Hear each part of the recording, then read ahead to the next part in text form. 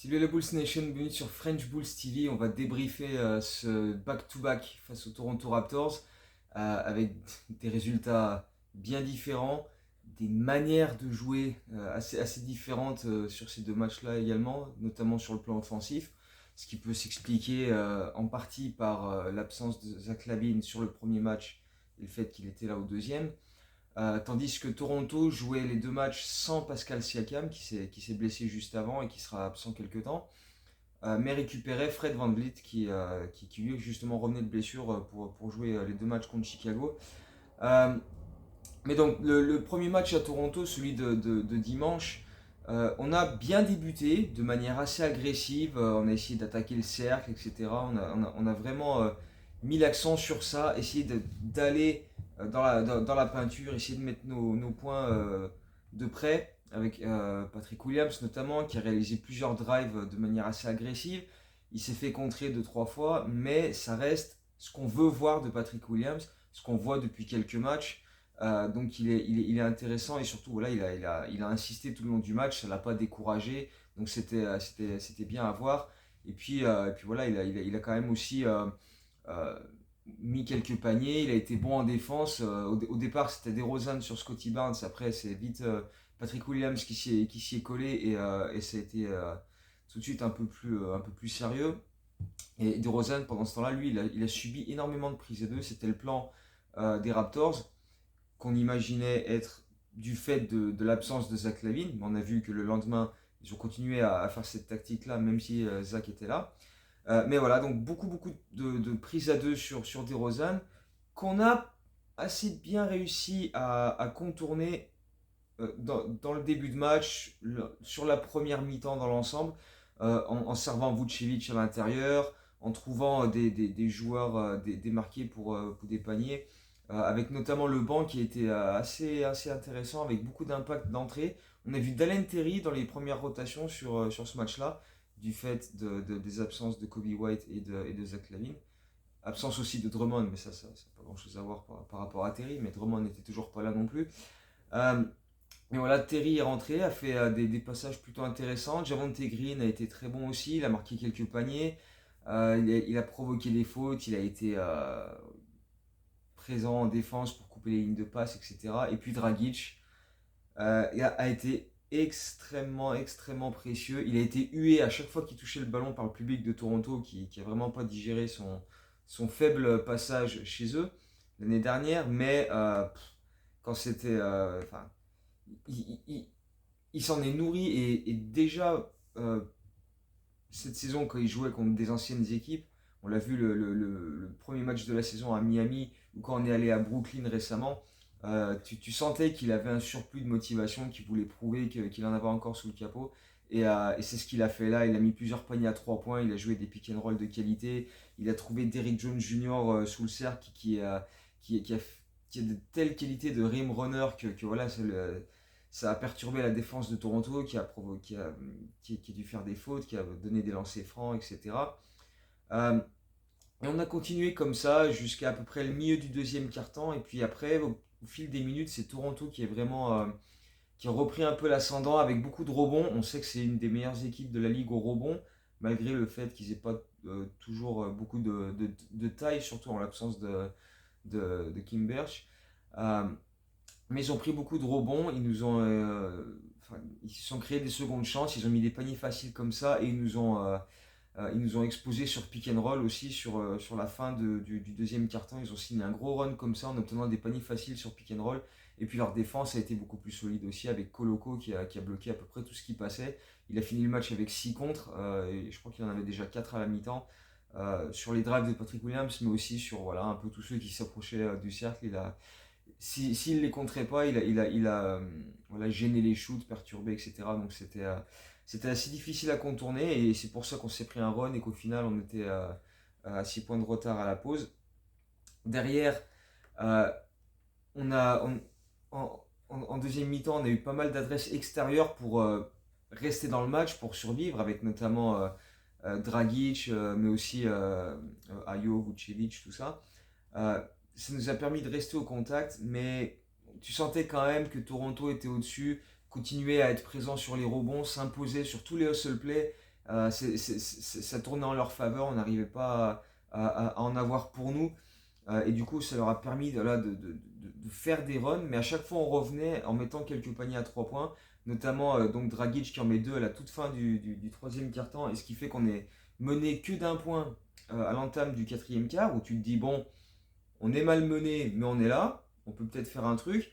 Et c'est là que pour moi ça a basculé, parce que même si Terry fait une bonne rentrée, j'ai pas trouvé le 5 aligné à ce moment-là très productif. Alors c'est pas le 5 en lui-même en fait, parce qu'on est parti sur du small ball avec Derrick Jones Jr., avec Terry, avec Green, Caruso et Ayo de mémoire.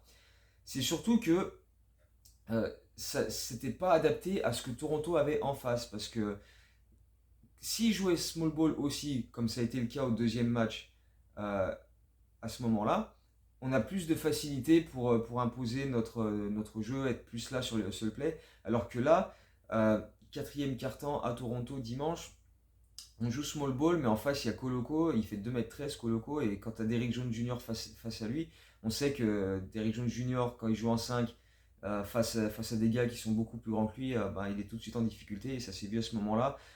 Ils ont profité de leur avantage de taille pour prendre plus de rebonds, continuer de voilà, prendre les devants grâce à ça, et prendre un peu le contrôle du match en fait. Et quand Vucevic et Patrick Williams sont revenus, il y a eu de l'impact tout de suite, on a tout de suite été plus présent au rebond, etc.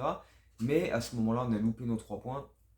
Et là aussi, c'est pour moi la deuxième erreur en fait. Et c'est là pour moi aussi que dans le récap, j'ai dit que c'était un peu la faute de Donovan si on avait perdu ce match. C'est déjà ce line-up small ball qui était peut-être pas celui qu'il fallait à ce moment-là. Parce que c'est pareil, on a pris Drummond pour avoir de la taille en sortie de banc quand Vucevic se repose. Là, Vucevic se repose, Drummond n'est pas là, mais on met plus de taille. Donc du coup, à quoi ça sert? Tony Bradley, je dis pas qu'il aurait sauvé le match, qu'il nous aurait fait un truc extraordinaire, mais si tu veux vraiment de la taille, au bout d'un moment, va falloir se servir de ce gars-là, quoi. Même si on s'attend pas à monts et merveilles de sa part, au moins tu as de la taille pour répondre à la taille adverse, quoi. Et là, mettre DJJ en 5, c'était tout simplement pas la bonne solution. Donc voilà. Et derrière, donc il reste 4-5 minutes à jouer. DeRozan, tout le long du match, il a subi les prises à deux. On s'en était plutôt bien sorti jusqu'ici, avec une bonne adresse extérieure pour punir ça. Et là, euh, alors, tu sais qu'il va continuer à subir les prises à deux, mais t'as personne autour qui est sur un gros match offensivement à ce moment-là. DeRozan est entouré par, donc il y a Vucevic à l'intérieur qui a fait un match correct, très correct même. Euh, mais à côté, tu as Patrick Williams qui de mémoire a fini le match à 5 sur 16. Tu as Caruso qui a fini le match à 1 sur 10 au shoot. Que Toronto, ils l'ont même limite, vas-y, shoot, c'est pas grave, on va même pas faire le close-out. Et Ayo qui a raté beaucoup de choses aussi, il me semble qu'il était à 6 sur 15. Donc ces trois joueurs-là ont cumulé 12 sur 42 au shoot. Et ce sont les mecs que tu mets à côté de DeRozan pour rentrer les shoots qui vont être ouverts pour eux, vu que DeRozan attire des prises à deux. Et du coup, comme ils ont loupé leur shoot, DeRozan, parfois tu l'as vu hésitant à leur faire la passe, il a forcé, il fonçait dans le tas, il perdait des ballons, il prenait des shoots compliqués, et du coup on a enchaîné les pertes de balles comme ça, et derrière Toronto nous a fusillé en transition, avec aussi des rebonds offensifs, etc. Et j'ai vraiment pas compris pourquoi Dragic n'était pas là sur la fin de match, alors que le mec a prouvé toute sa carrière qu'il était ultra clutch, et que sur ce match-là, il était à 4 sur 6 à 3 points, 6 sur 10 au shoot, il avait été excellent, et on a préféré mettre des mecs qui sont loin, loin, loin, loin, loin ne serait-ce que des 45% au shoot pour essayer de donner des solutions à des DeRozan. Donc c'était vraiment étrange, enfin voilà, entre ça et le fait qu'on s'est fait dominer dans tous les hustle plays tout le long du match, c'était trop pour espérer s'imposer. Euh, Toronto a pris 23 rebonds offensifs. Mais c'est lunaire. J'avais vu une stat, je crois que c'était seulement la 7e fois sur les 20 dernières années qu'on laissait une équipe prendre plus de 20 rebonds offensifs face à nous. Donc 23 rebonds offensifs, ce qui leur a permis de prendre 103 tirs avec tellement de secondes chances. Et ils ont inscrit 62 points dans notre raquette. Donc on s'est bien fait ouvrir. Et, euh, et du coup, la réaction était attendue le lendemain, avec cette fois le retour de Zach LaVine. Et tout de suite, ça a fait des différences, même si c'est Toronto qui démarre mieux le match avec pas mal d'interceptions, des paniers en transition, plus Van Vliet qui commence à bombarder à 3 points, même 2 bons mètres derrière la ligne. Déjà la veille, il avait mis 30 points et 11 passes décisives, ce qui était ses meilleures performances sur cette saison. Et là, tu sentais qu'il était parti pour encore nous mettre une bonne pilule, mais mine de rien, on a réagi avec le banc, comme c'est assez souvent le cas finalement, hein. Avec Green qui est rentré, qui tout de suite a eu un impact, il a mis des points, il a pris des rebonds offensifs. Dragic est rentré, il a mis des bons plays en place aussi.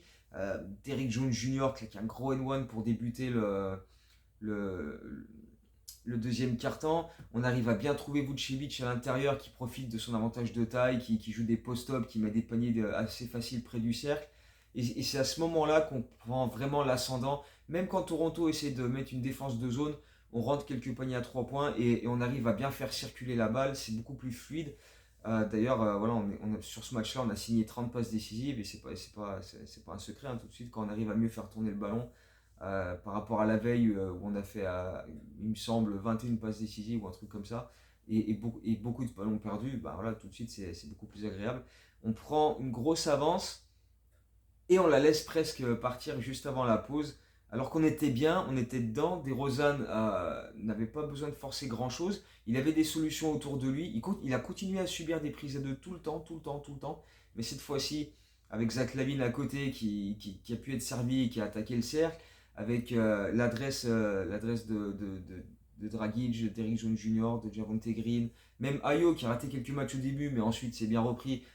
Il y avait des solutions, donc il n'a pas forcé grand-chose. Sur ce match-là, DeRozan, il a fait 9 points, 6 tirs, 7 passes. Donc il a fait plus de passes décisives qu'il a pris de tirs. Donc il a dit, ok, vous voulez défendre à 2 sur moi, pas de problème, je vais servir mes potes et il n'y a aucun souci avec ça. Donc il s'est parfaitement adapté et c'était très très plaisant à voir.